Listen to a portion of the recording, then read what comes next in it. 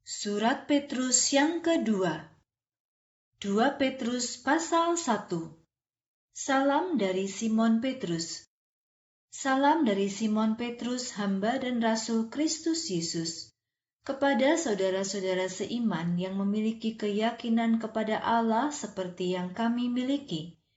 Kita memiliki keyakinan itu karena kebenaran dari Allah kita dan Juru Selamat kita, Kristus Yesus.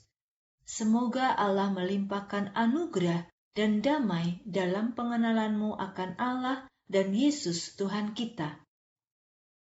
Lebih giatlah sebagai orang yang dipanggil dan dipilih oleh Allah. Dengan kuasa-Nya, Allah telah memberikan kepada kita segala sesuatu yang kita butuhkan, agar kita dapat hidup dengan saleh. Kita menerimanya karena kita mengenal Dia yang telah memanggil kita dengan kemuliaan dan kebaikan-Nya. Dengan begitu, Ia juga memberikan kepada kita janji-janji yang sangat besar dan berharga, supaya kamu dapat mengambil bagian dalam sifat-sifat Allah, sehingga kamu dapat terlepas dari keinginan jahat duniawi yang merusak. Karena kamu telah menerima berkat-berkat itu, berusahalah dengan sungguh-sungguh untuk menambahkan imanmu dengan kebaikan dan kebaikanmu dengan pengetahuan. Kamu juga harus menambah pengetahuan dengan penguasaan diri, dan penguasaan diri dengan ketabahan. Dan dalam ketabahanmu tambahkan kesalehan. Dalam kesalehan tambahkan keramahan kepada saudara-saudara seimanmu. Dan dalam keramahan kepada saudara-saudara seimanmu tambahkan kasih. Jika kamu mempunyai semuanya itu dan semakin bertumbuh, kamu pasti akan berguna untuk Allah. Kamu akan menghasilkan buah-buah yang pasti akan membuatmu semakin mengenal Tuhan kita, Yesus Kristus. Tetapi orang yang tidak memiliki hal-hal itu akan menjadi buta atau tidak bisa melihat dengan jelas. Ia lupa bahwa Yesus Kristus telah menebus dosa-dosanya yang lalu. Jadi saudara-saudaraku, berusahalah untuk lebih giat lagi menunjukkan bahwa kamu adalah orang yang dipilih dan dipanggil oleh Allah.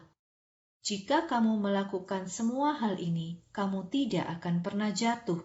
Dengan jalan itu, dengan gembira kamu akan disambut masuk ke dalam kerajaan yang abadi, yaitu kerajaan Tuhan dan Juru Selamat kita, Yesus Kristus.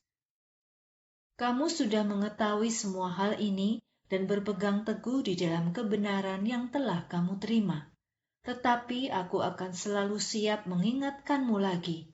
Selama aku masih hidup, sudah menjadi kewajibanku untuk selalu mengingatkanmu tentang hal ini.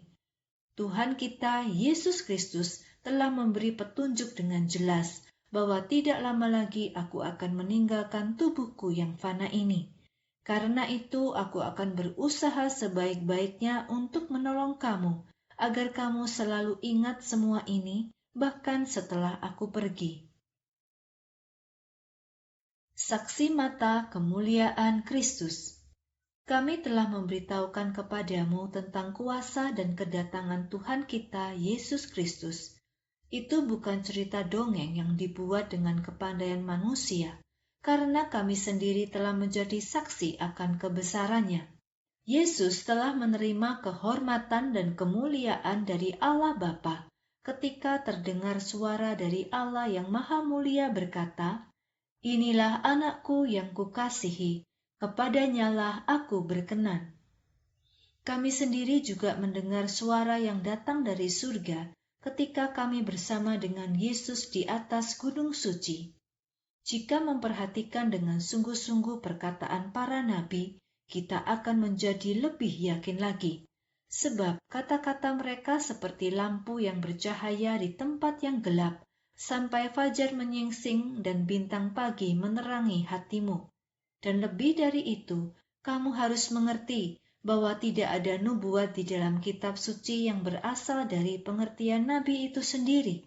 Tidak pernah nubuat datang dari keinginan manusia, melainkan dari Roh Kudus yang menggerakkan orang-orang untuk berbicara atas nama Allah.